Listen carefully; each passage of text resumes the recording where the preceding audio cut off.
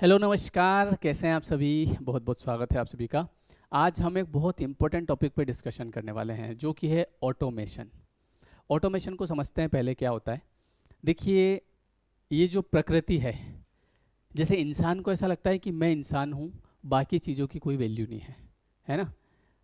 इस संसार में हर एक चीज़ का अपना अपना योगदान होता है। जैसे आप ये देखिए, प्रकृति से थोड़ा सा प्रकृति की तरफ देखते हैं।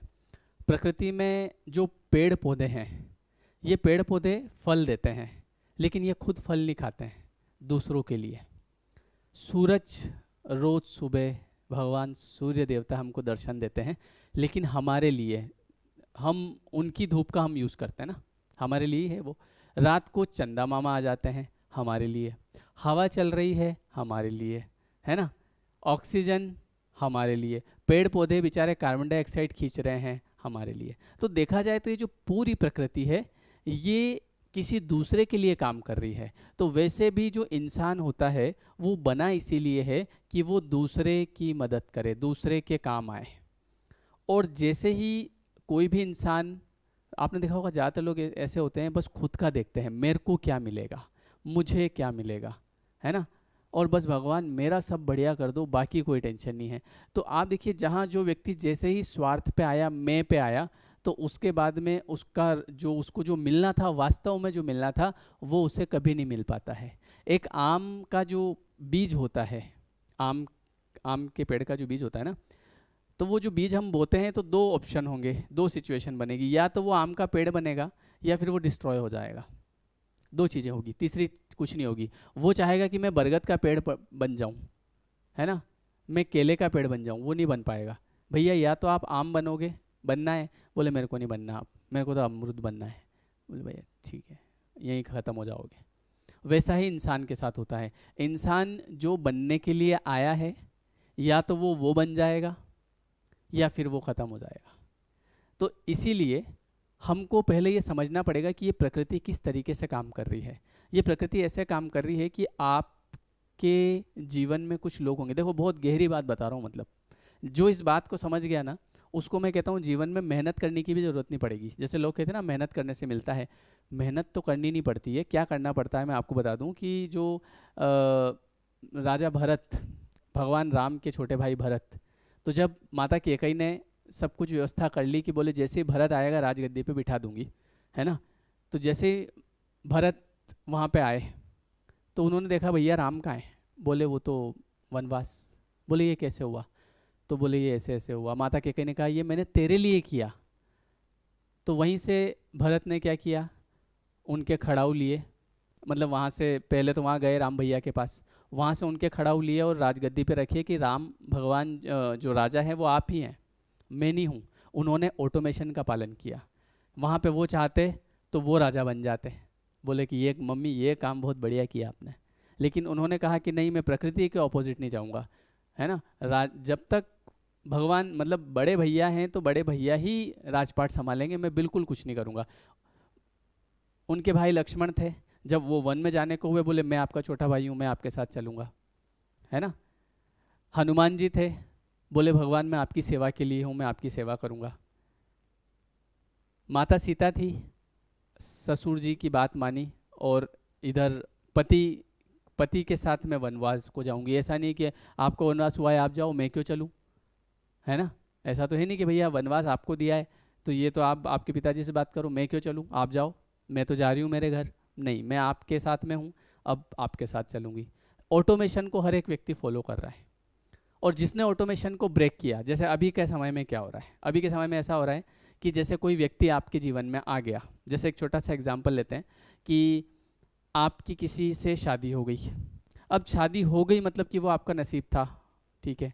अब चूंकि आपने ये देखा कि यार ये मुझे पसंद नहीं है, या कुछ भी इस प्रकार से बोले मुझे पसंद नहीं है, या इसके घर वालों ने कुछ नहीं दिया, या किसी भी तरीके से आप उस व्यक्ति को पसंद नहीं कर रहे हैं, या फिर वो लड़की बोल रही है कि ये लड़का मेरे लायक नहीं है, वो उस ऑटोमेशन को तोड़ के बोले कि मैं किसी और से बात करूंगी, वो मेरे लायक है। तो यहाँ पे जैसे ही व्यक्ति ऑटोमेशन को ब्रेक करेगा सुखी रहने के लिए, तो वो खुद देखेगा कि कहीं ना कहीं मैं दुखी होता जा रहा हूँ।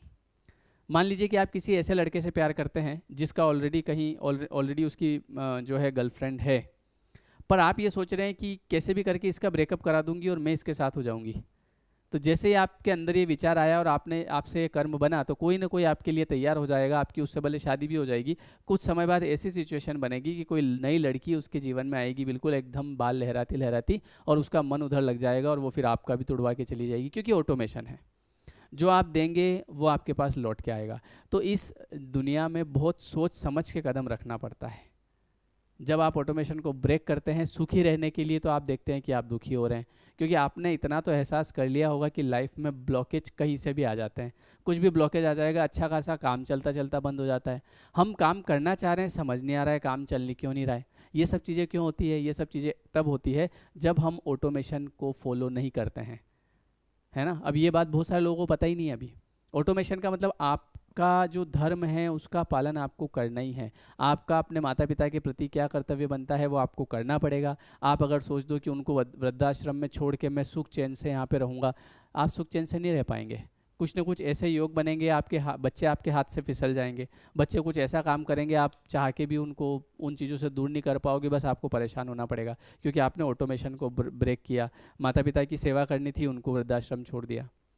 मान लो आप यहाँ पे आपकी पत्नी के प्रति आपका कर्तव्य है, आप निभा ही नहीं रहे हैं, आप उससे बातचीत ही नहीं कर रहे हैं, आप उसको पैसा ही नहीं दे रहे हैं, आप उसको परेशान कर रहे हैं, वो गिड़गिड़ा रही है, वो ज़बरदस्ती परेशान है, और आप बस अपने अहम में हैं कि मैं हूँ।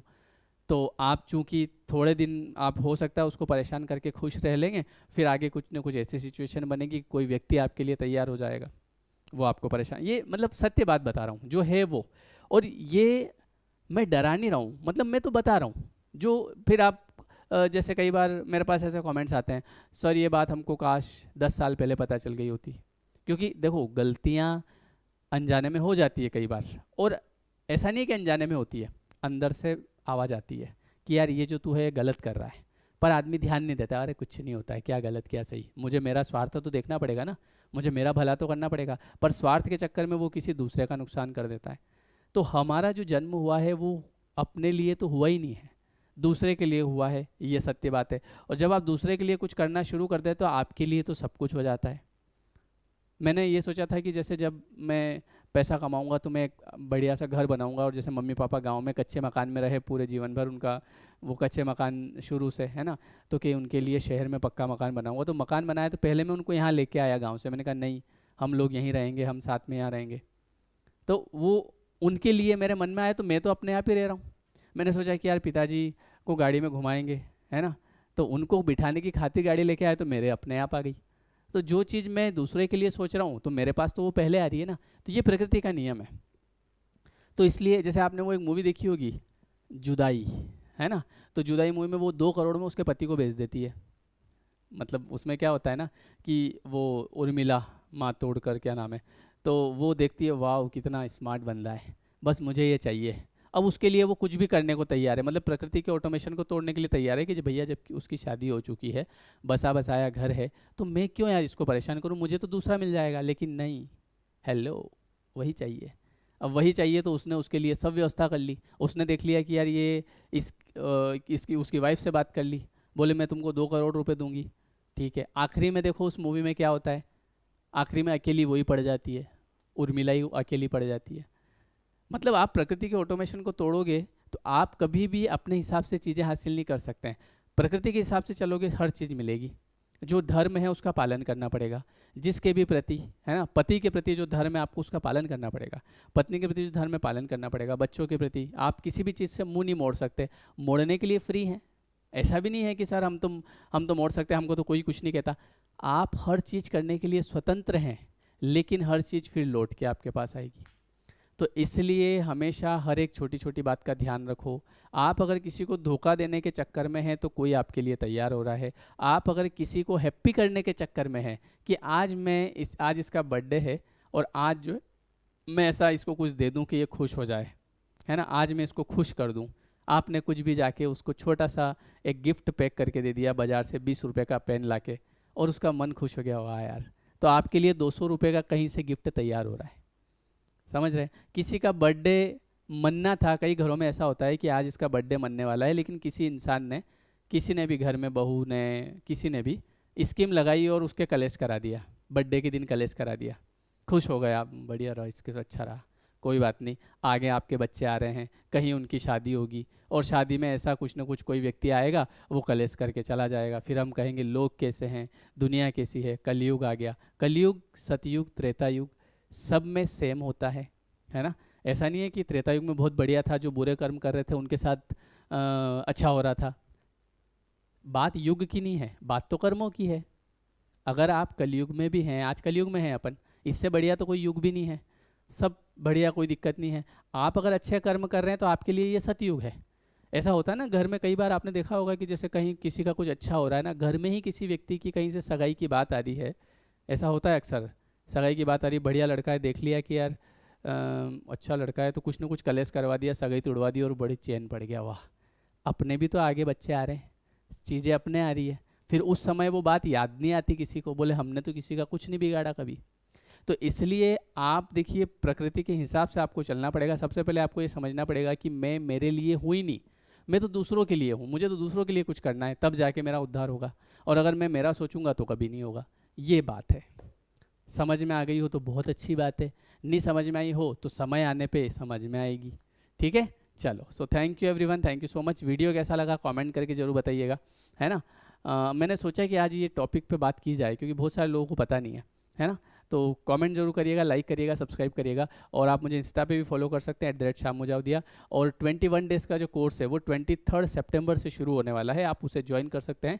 डिस्क्रिप्शन में नंबर है, व्हाट्सअप कर सकते हैं, और लिंक भी दी है, डायरेक्ट आप ज्वाइन भी कर सकते हैं। ठीक है, so thank you everyone, thank you so much. मिलते हैं फिर नेक्स्ट वीडियो में। कमेंट करके बताइएगा वीडियो कैसा लगा।